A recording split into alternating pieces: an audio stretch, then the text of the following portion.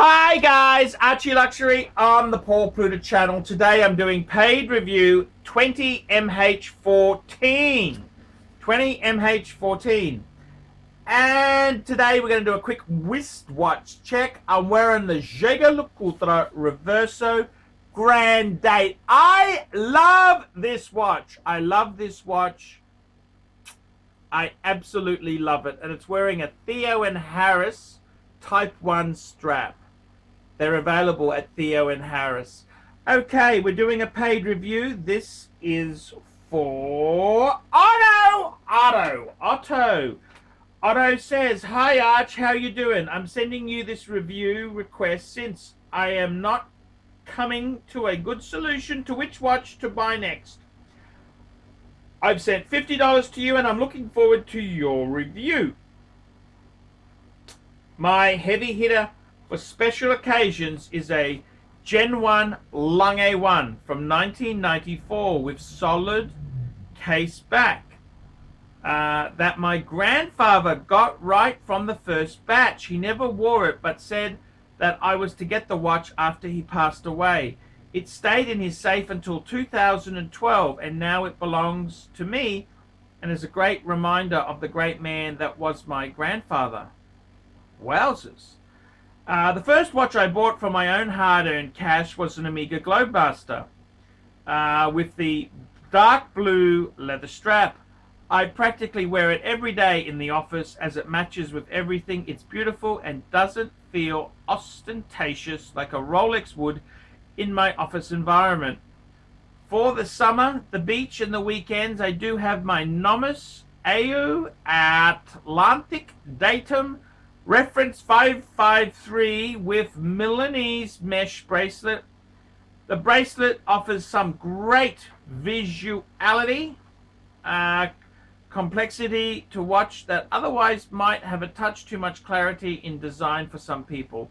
I know you do not like Nomis, but I assure you this watch is a great companion on summer days.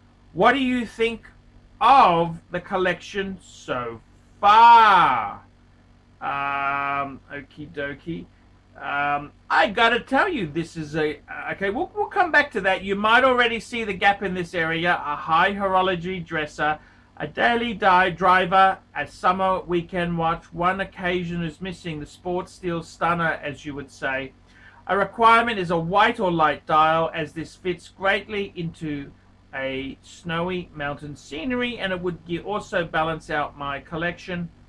The second limiting factor is price. I am looking at the 5,000 to 8,000 range from the grey market. It should also be a watch that is less restrained and more extroverted than the other three of my collection. A few watches have caught my attention. The Rolex Explorer 2 Polar.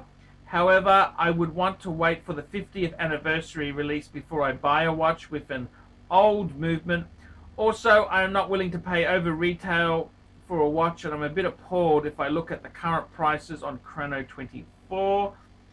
Next is a Zenith Defy El Primero 21, quite an extroverted watch, but it would balance out my otherwise restrained collection, don't you think? I am also not sure about the sturdiness in rough conditions like skiing, which this watch should be able to do, so maybe that one would just be a crazy option. And finally, an IWC Ingenua chronograph with the white dial and the golden hands.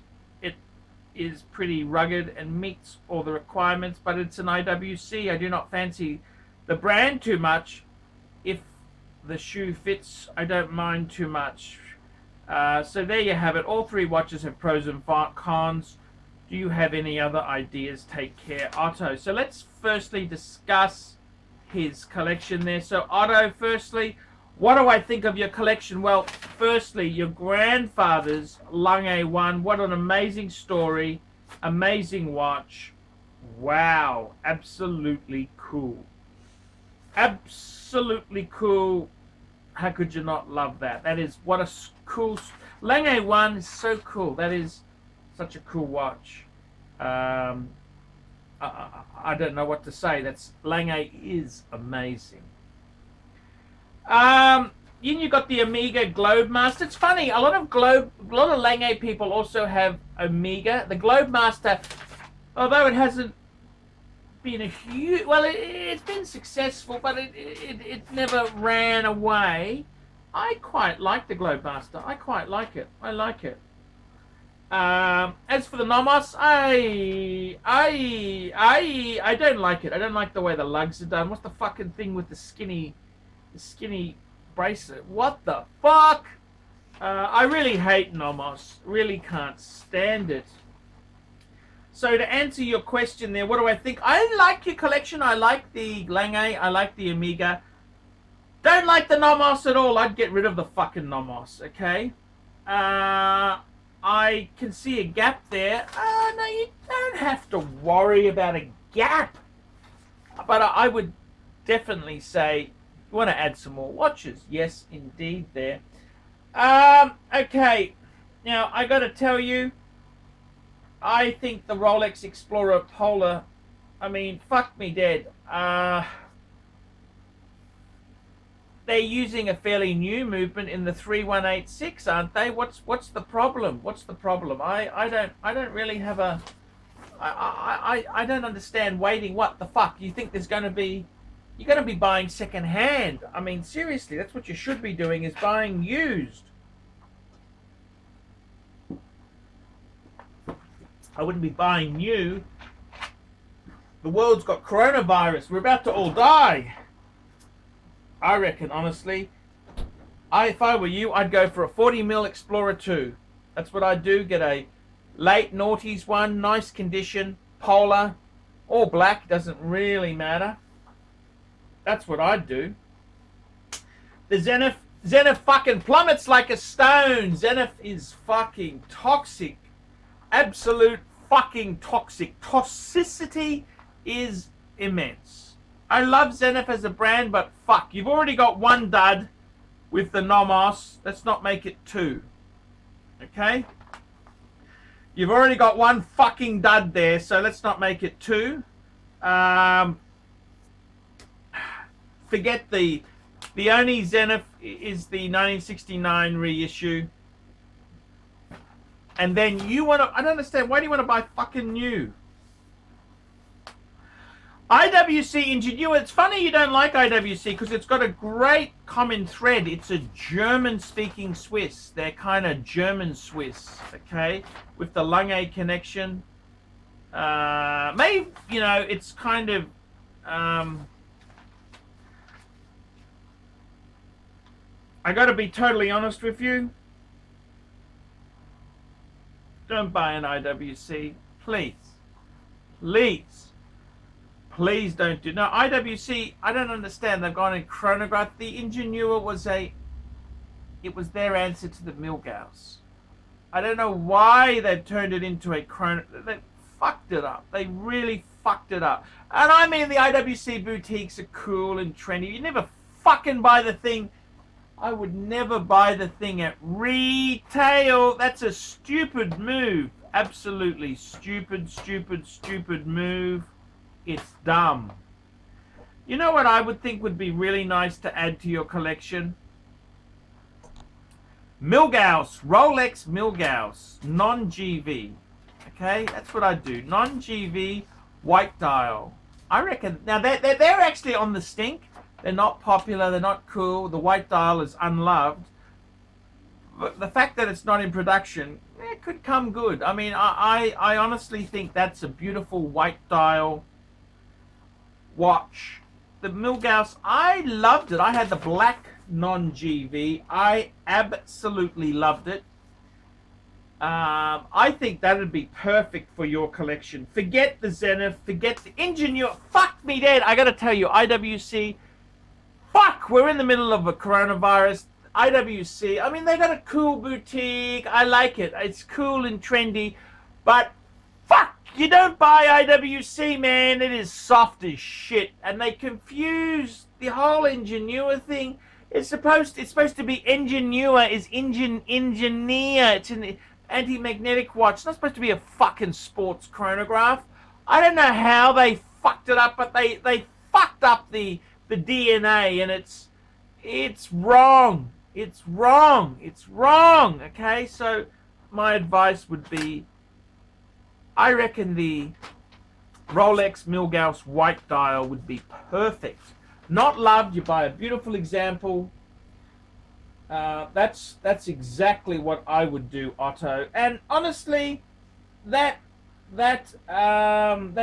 Nomos you've got, get fucking rid of it. It's toxic. I mean, man, the fucking lugs on that, the skinny bracelet. That's for men who wear a G-string. It's just not cool, man. It's just, I'm sorry. I love you, Otto. I love you, but it's fucking not on. Okay, it's just not on. It's not on. Okay, it's not on. That's for men who have a cock ring. Okay, it's not on. Guys, like, subscribe, and tell your friends. Don't be afraid to put some negative comments. And guys, please remember, I cannot survive on Google Ads alone. I depend heavily on paid reviews. This is sink or swim. And I've got to be totally honest with you, man. I really do need the money. If you haven't done a paid review, this is one way to keep Archie full-time on the tubes. On the tubes, man. Okay, on the tubes. Keep me full-time on the tubes. $50 US for a paid review will keep me making great content. Okay, guys. Thank you. Hi guys, ArchieLuxury, and who do I recommend in America? In America, who do I recommend for quality pre-owned wristwatches? David SW, David SW, David SW. Go to davidsw.com. He is the best, the greatest pre-owned dealer in all of the United States of America.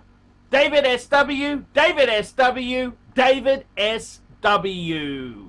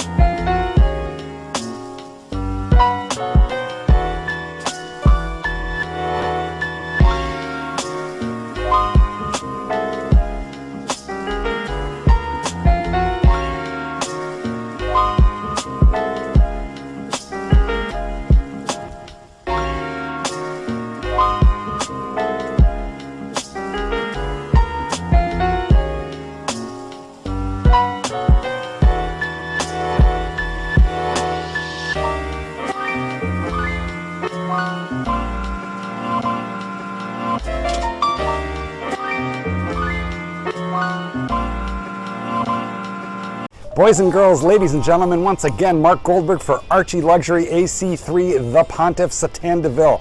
I want to sincerely thank you for having sat through this video because I know it was awful, but you know what? You do it for the greater good of humanity. Thank you so much. Now, a couple of quick pieces of homework. Now that you've watched this video, I would like you to hit thumbs up. If you must, hit thumbs down, but if you'd hit thumbs up, I would especially appreciate it. Go ahead and leave a really nasty comment and tell him how awful this content was, but most importantly of all, the entire reason that I am linking up with ArchieLuxury in the first place. I am a published author. Let Dogs Be Dogs, available at bookstores, Amazon, and electronically somewhere near you. Remember, ArchieLuxury, he's not just a figment of your imagination.